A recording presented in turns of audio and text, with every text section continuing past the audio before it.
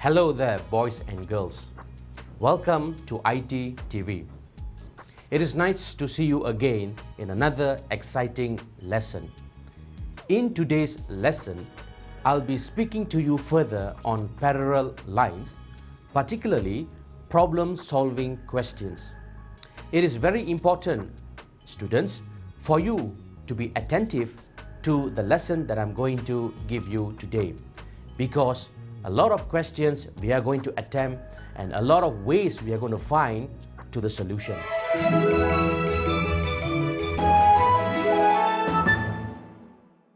Well, boys, let us look into some of the questions that we are going to do today. The question reads, calculate the values of the unknowns in the following diagrams. Give reasons for your answers. So there are two steps to this question. Firstly, we have to calculate the values of the unknowns. Secondly, we have to give reasons why we are arriving at those answers.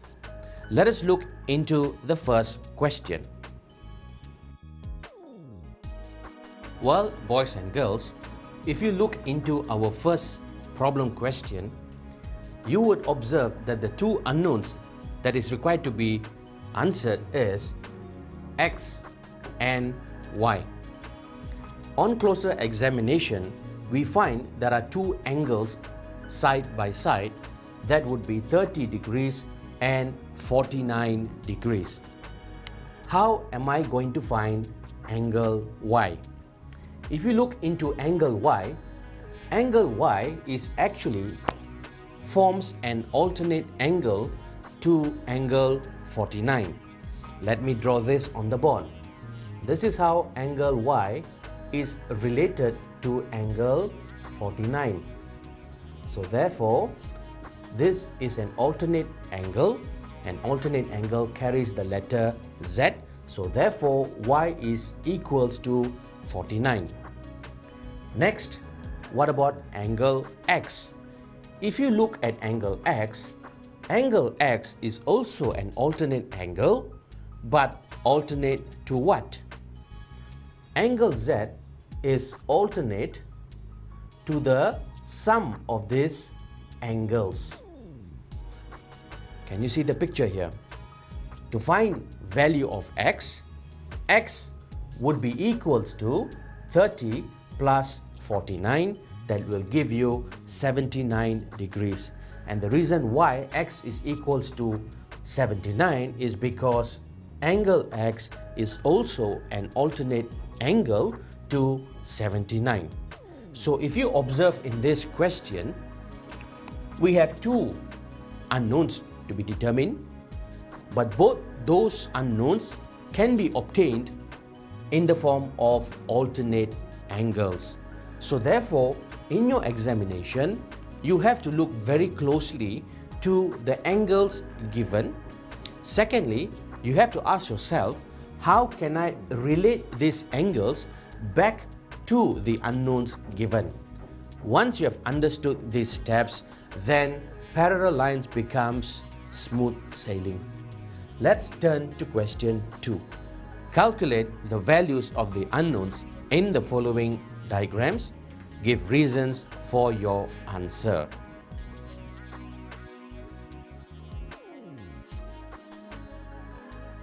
In attempting our next question, the question requires us to find the values of the unknowns, particularly S and T. And what are the other angles given in this diagram? We have been given angle 60 and 42. So how can we relate 42 and 60 back to S and T? On closer examination, I note that angle T is actually a corresponding angle to 42.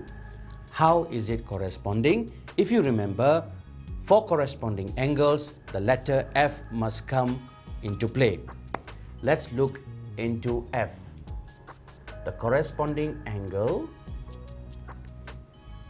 we have this line and this line.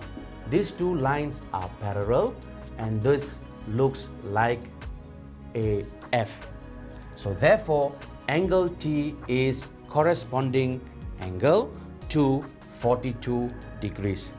So therefore, T carries the value 42 degrees. Next, what about S? If you look into S, somehow the angle 60 must come into play. How can I relate 60 back to angle S? That is the question. On closer examination, I will find that angle 60 and S is in fact an alternate angle. So therefore, alternate angles will carry the letter Z. This is how the alternate angle will look like. So therefore, angle 60 and angle S is alternate, and therefore the value of angle S would be 60 degrees. The reason being it is an alternate angle. So if you look closely in this example, you can find that both issues of alternate angles and corresponding angles come into play simultaneously. This is how the examiner would test you. Let's now turn to the next question. Calculate the values of the unknowns in the following diagrams.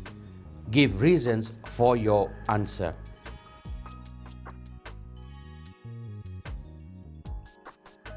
Well, boys and girls, if you look into our third question, it requires us to answer what is the value of the unknown A and B in this diagram.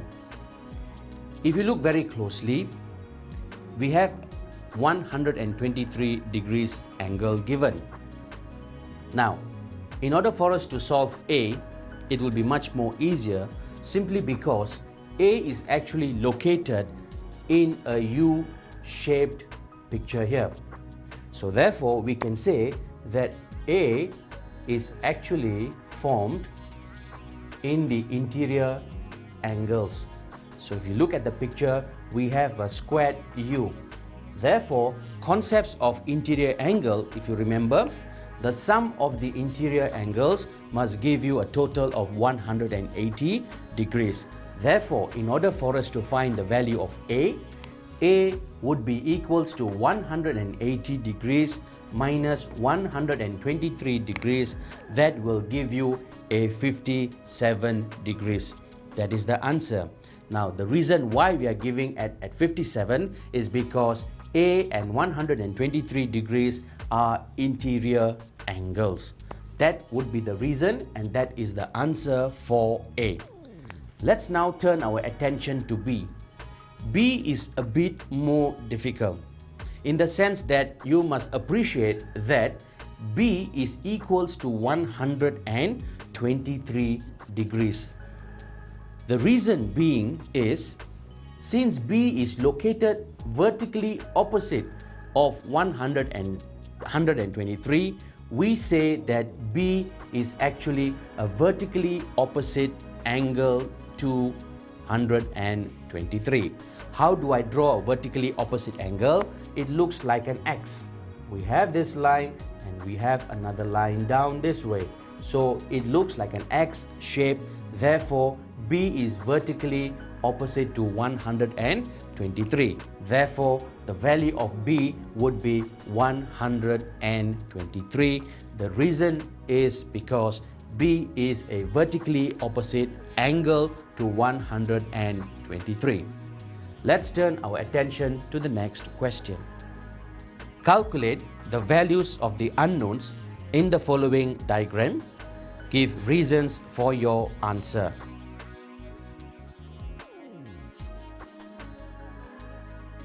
Well, students, if you look into our next question, we have an angle which is amounting to 66 degrees, and we have two angles given by the letter G. And we are requested to find the value of G alone. Now, in order for us to solve this question, first of all, we have to ask ourselves how the letter G is related or relevant to the value of 66. On closer examination, we note that we have two parallel lines, that is at the top, one at the bottom. Now, if I were to draw a line across here, this will give me a Z shape. So therefore, 66 and these two G's together are related in the form of an alternate angle. Therefore, I can summarize to say that these two G's added up together will give me 2G, which is equals to 66. The reason why 2G is equals to 66 is because they are alternate angles in nature. As such, from this equation, I can solve for G. Therefore, G will give me an answer 66 divided by 2, and G will be equivalent to 33 degrees. So therefore, students, this is how you attempt this particular question. Let's hop on to the next question. Calculate the values of the unknowns in the following diagrams. Give reasons for your answer.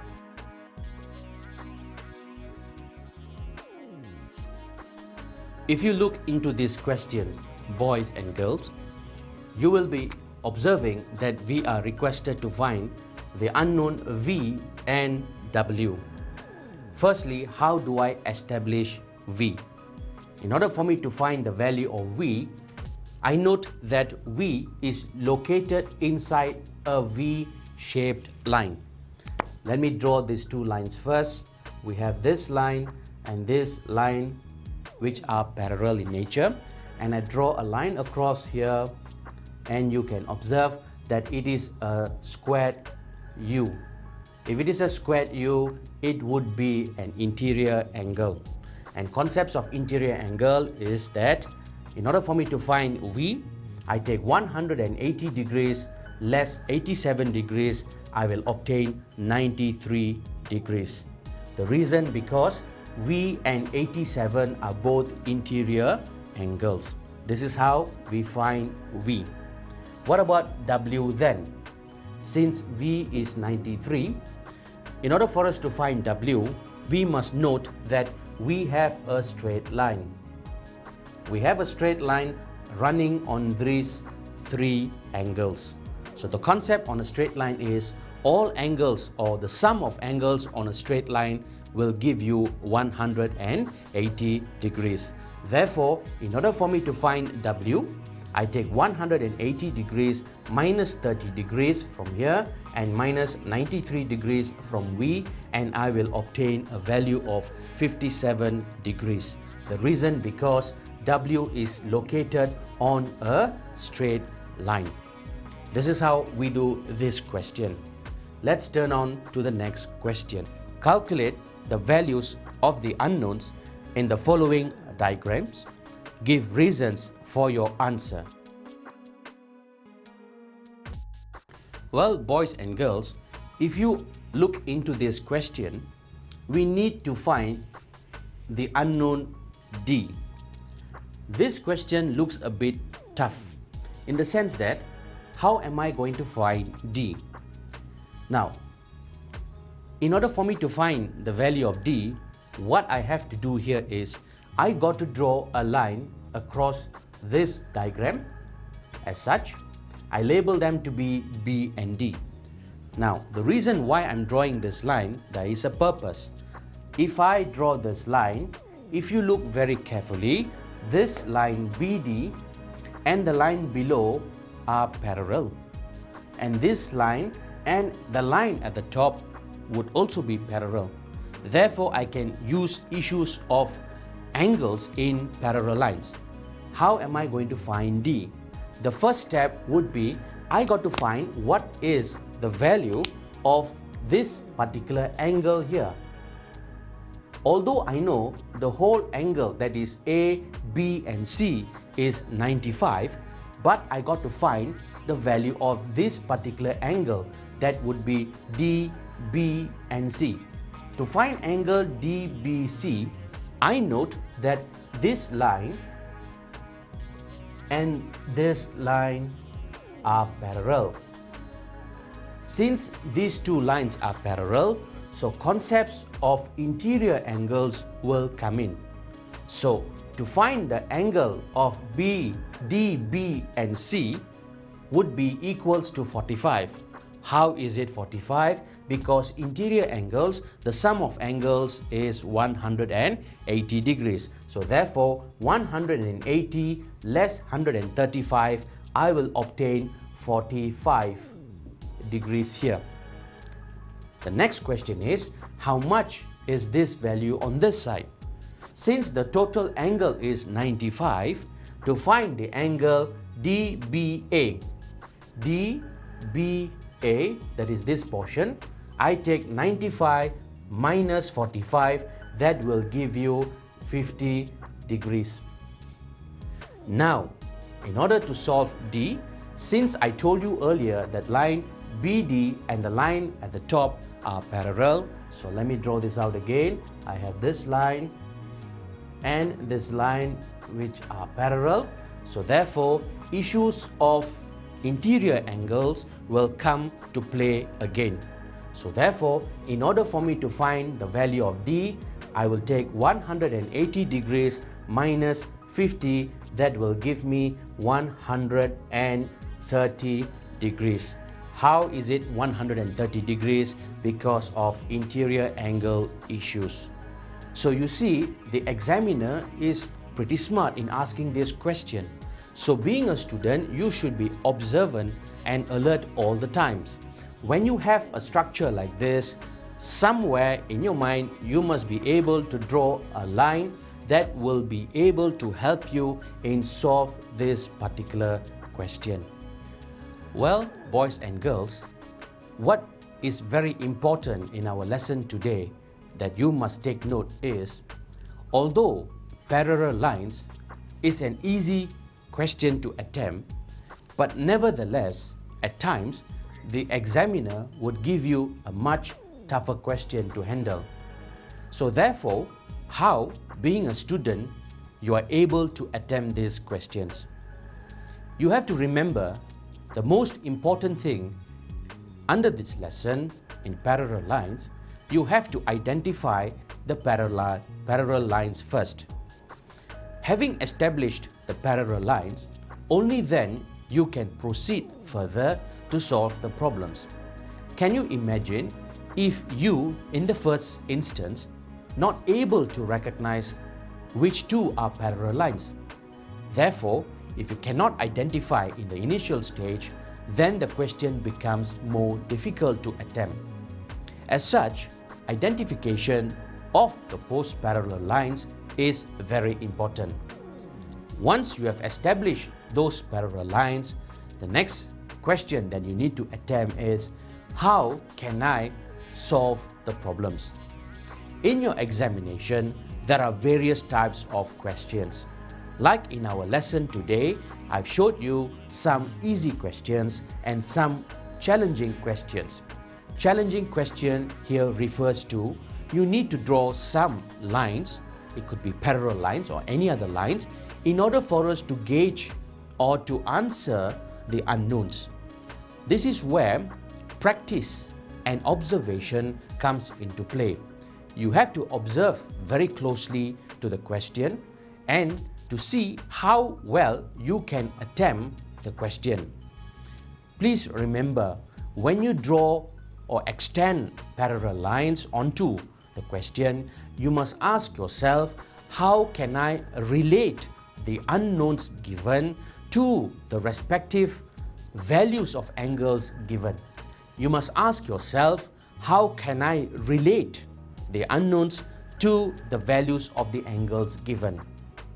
If you can relate them well, then I'm very sure you would be able to answer the question accurately. Unless you're not able to relate them, then you may find it very difficult to answer those questions. I hope I have done some good work for you, and I hope that you have understood my lesson today. I hope to see you in the next coming exciting lesson with more problematic questions to be answered. Until then, good day from me.